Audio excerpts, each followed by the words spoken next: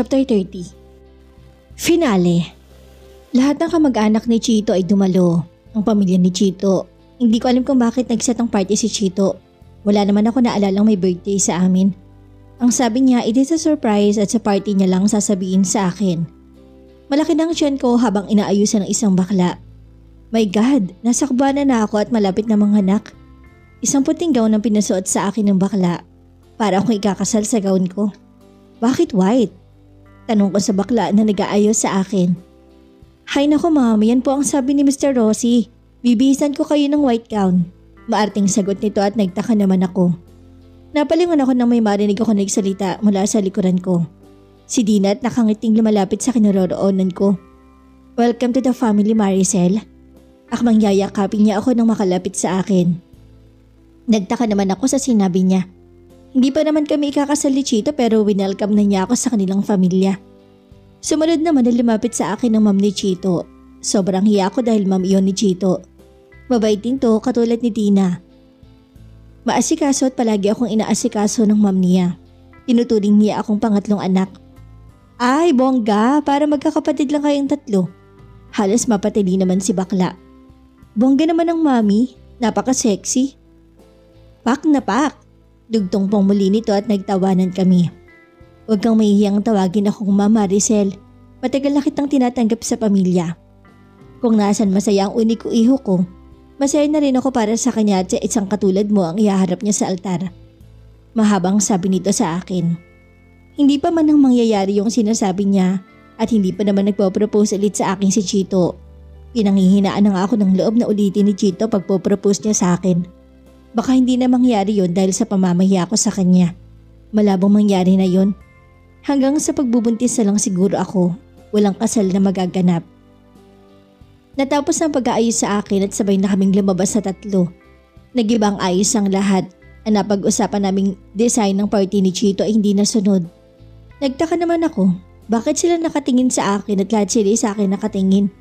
Pinisilitita ang aking kamay at bigla akong kinabahan. Halos hindi ko maihakbang ang mga paa ko. Anong meron? Bakit lahat sila sa akin nakatingin at nakangiti? Binigay ni Dina sa akin ang buki ng bulaklak. Congratulations Maricel.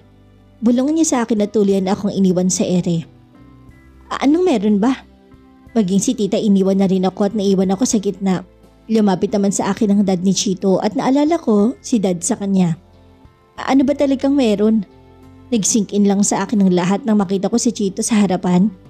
Masalo itong gumwapo dahil sa suot nito. Nakangiti habang pinapanood ako naglalakad palapit sa kanya habang inaalalayan ng dad niya. Gusto ko maiyak. Ngayon nag-sink in na sa akin ng lahat. Biniglaan niya ako. Hindi ko alam to. Bakit naman surprise? Oh my God. Habang may kumakanta ng song na Ikaw at Ako by Moira De La Torre. Tuloy na ako naiyak. Hindi ko akala ikakasal na pala ako. Akala ko isang bonggang party lang na iniheld ni Chito.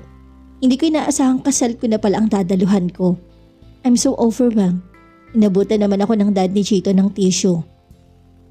Naglalakad ako palapit kay Chito at panay naman ang pagtulo ng aking luha at pagpunas ko sa akin na babasang mga pisngi. Tila nag-slow mo pa ang lahat na unti-unti na ako mapalapit sa kinaroroonan ni Chito. Lahat sila ay nagpapalakpakan at masayang masaya. Habang saksi sa aking paglalakad palapit sa kanya. Ano na lang ang sasabihin ng iba? Isang malaki na ang tiyan at ngayon lang pinakasalan ng lalaki na sa harapan ko na ngayon?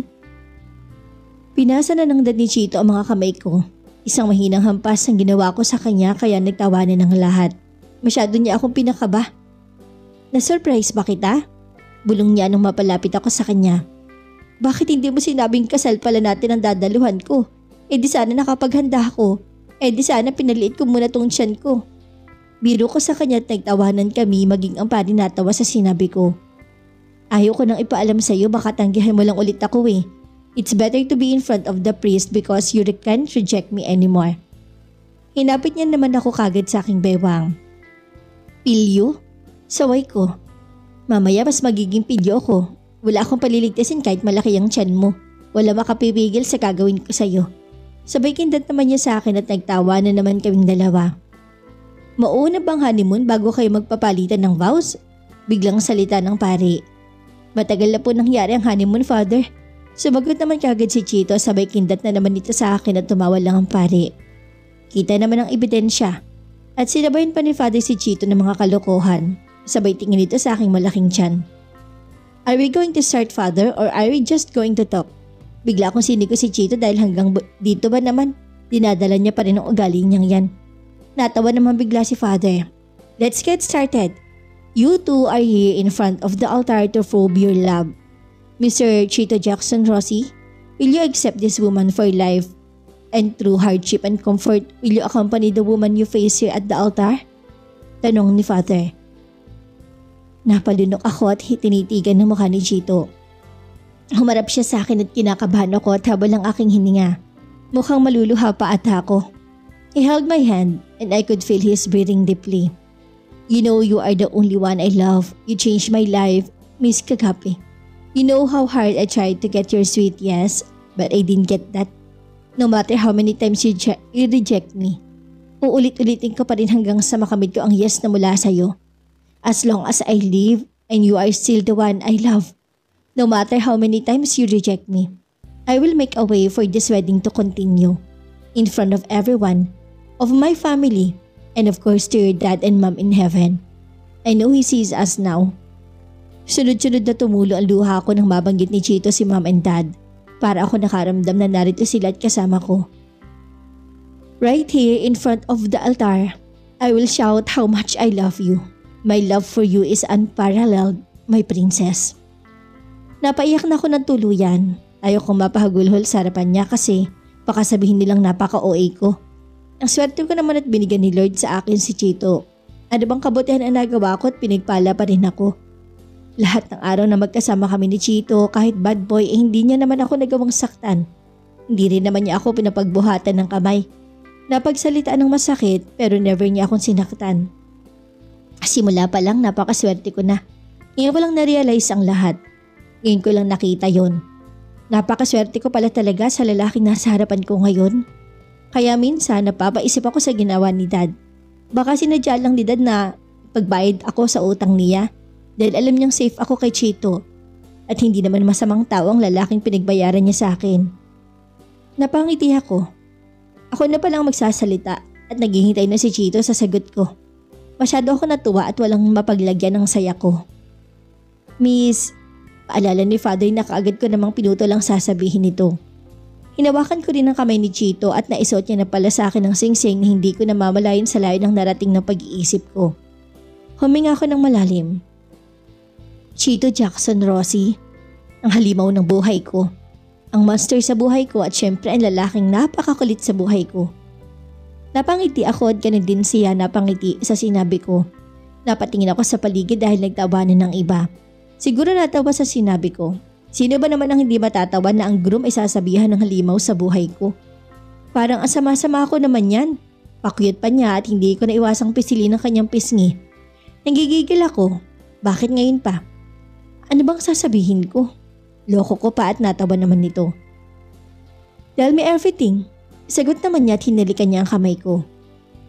Tinatanggap mo ba sa buhay mo ang lalaking to? Biglang sabat naman ni Father. Yes, Father.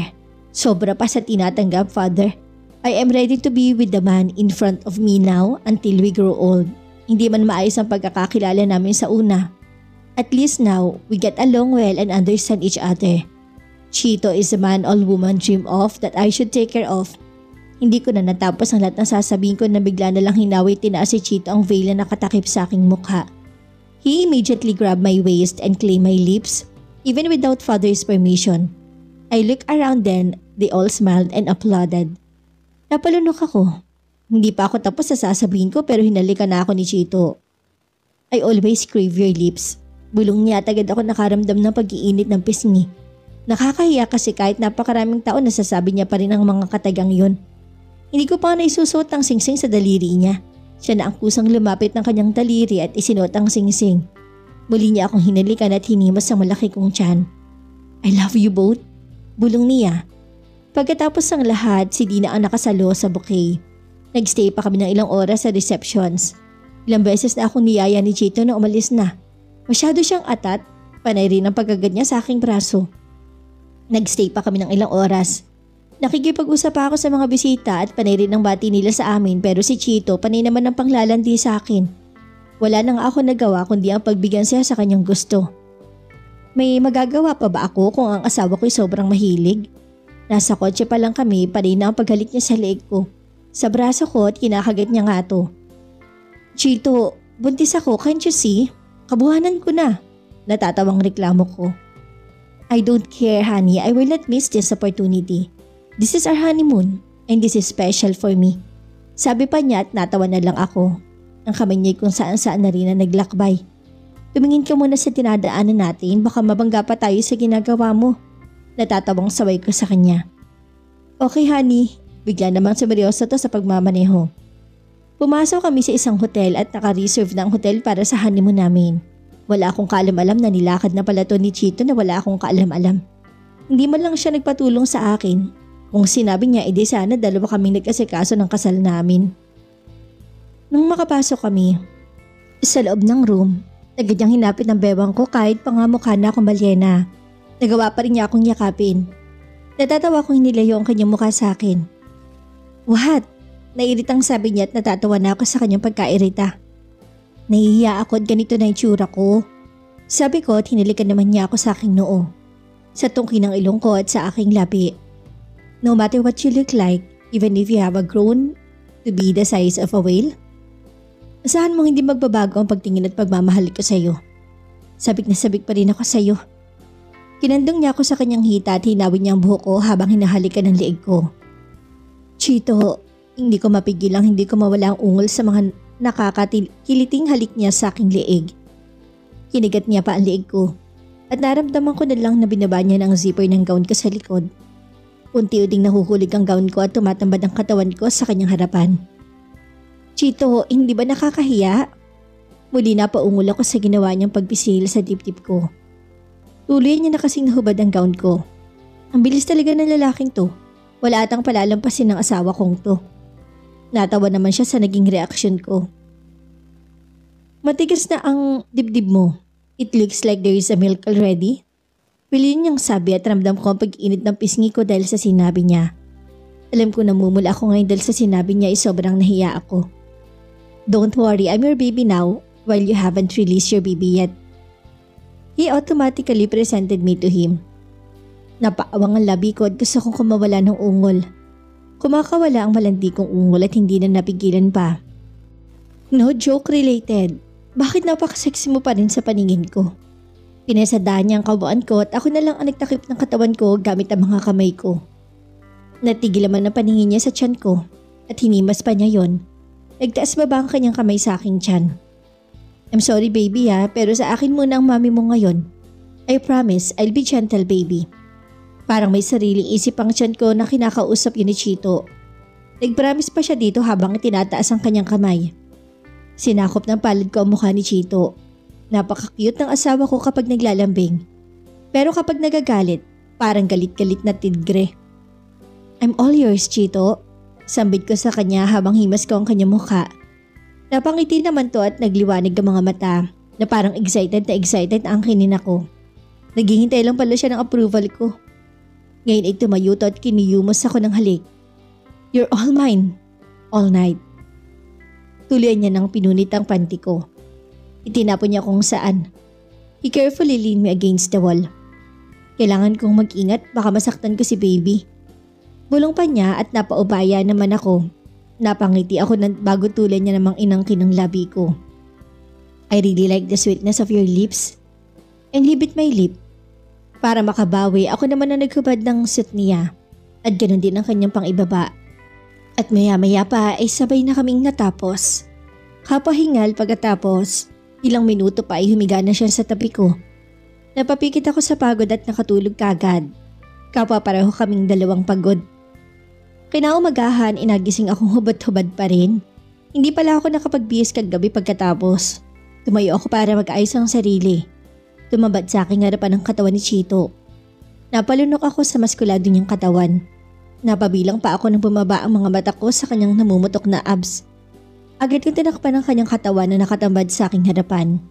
Iniwas ko ang aking paningin. Mukhang tulog na tulog pa to habang nakatihaya. Nakaisip ako ng kapilyahan. Pinurot ko ang kanyang abs kaya naman nagulat siya at napabalikwas ang bangon. What? Natigilan siya nang makita akong tumatawa-tawa na nakaharap sa kanya. My God, I thought it was something. Napa-facepalm naman kagad to at antok na humiga ulit sa kama. Are you hungry? Paglalambing niya sa akin at hinila niya na ako kaya napasandal ako sa kanya. Humihilab ang tiyan ko sa totoo lang at sumasakit ang puson ko. Masakit ang puson ko? Reklamo ko at agad naman tong napabalikwas. Masakit? Why did I hear you last night? Nagsobra ba ako kagabi? Natatarantan tanong niya sa akin at natawa ako sa sinabi niya. Humihilab ang tiyan ko. Manganganak na ata ako. Habang hawak ko ang tiyan ko ay napatayo naman siya kagad at pinuhat ako. Manganganak ka na, let's go to the hospital. Natatarantang sabi niya. Agad at tumayo at walang atubiling pinulit ang mga saplot niyang nagalit sa sahig. Manganganak na nga ata ako. Inilalay niya akong tumayo. Hindi pa nga niya naayos ang pangitaas niya, nakabukas pa ang kanyang botones sa harapan. At lantad ng mabalahibo niyang dibdib. Seriously? Bakit ngayon pa naging mahalay ang isip at utak ko?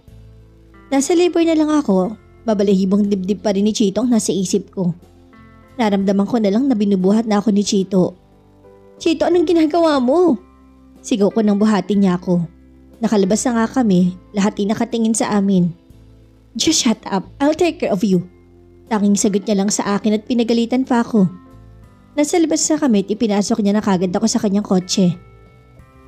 Dinala niya ako sa ospital kung saan doon ako nagpapacheck up. Mabuti na lang at malapit lang ang hospital na yun sa hotel kung saan ang honeymoon namin. Pagod na binitawan ako ni Chito. Hinihingal pa ito pagkatapos. Lahat ng nurse at ibang mga tao sa hospital ay nakatingin kay Chito. Habang sumasakit ang tiyan ko ay hindi ko mapigilang matawa. Nagtaka naman tong napatingin sa akin at lumapit ang isang nurse. Sir, mukhang kailangan niyo pong itago yan. Kanina pa po pinagpipiestahan ng ibang mga babae dito sa ospital.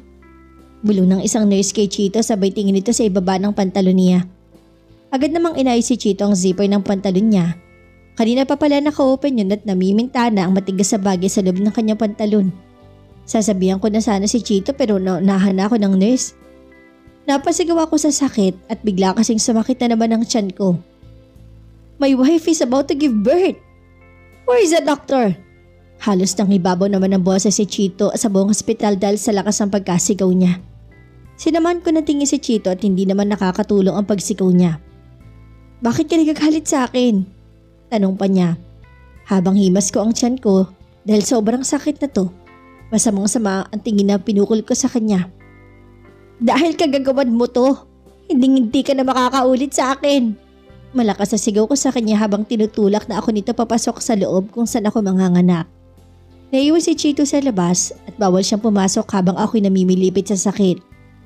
I swear Chito, hindi ka na makakaulit pa. Nanganak ng malusog na lalaking sanggol si Maricel. Chito name it. The name is Chito John. Sinunod sa pangalan ni Chito ang anak nilang dalawa. Pumayag naman si Maricel na walang masunod sa pangalan niya. Lumipas ang buwan, taon, masaya pa rin na mag-asawa ang dalawa kasamang kanilang nag-iisang anak. Araw-araw pa rin namang nililigawan ni Chito si Maricel. Palagi niya pa rin itong sinusuyo. Nagbago na rin ang takbo ng buhay ni Chito. Kung dati isa siyang mafia na walang puso, ngayon nagbago siya para kay Maricel. Pinasok niya ang business, katulad ni Chito ganoon din si Maricel. Nagpatayo sila ng malaking mall, beach resorts at hotel. No matter how bad you are, if you love, you will change for the person you love so much. I love you. Muli ay sinakop ni Chito ang labi ni Maricel habang pinagmamasa nila si Chito John na naglalaro sa labas ng mansyon kasama ang yaya nito. Hinapit nito ang kanyang bewang. I love you too, hubby. Ganti niya dito at sabay silang nagtawanan. The end. At dito na po nagtatapos ang kwento ng pag-ibig ni Chito at Maricel. Nawa po kayo nag-enjoy at na-in-love. Samahan niyo po akong muli sa mga susunod pang nakaka-inspire at nakakakilig na mga kwento ng pag-ibig na aking ibabahagi. Bago po tayo magtapos, nais ko muna pong i-shout out ang mga patuloy na sumusubaybay sa mga kwento ni Simple Mamang. Hello po kay Tita Agnes Suganob, kay Miss Glory Karingal from Qatar, Jenny Alcazar from Legazpi City, kay Miss Lydia Bacus from London with love, kay Magloria Macaranyas from 100 Islands, Alaminos, Pangasinan, at kay Miss Marisa Mendez from Cyprus. Maraming salamat po. God bless us all.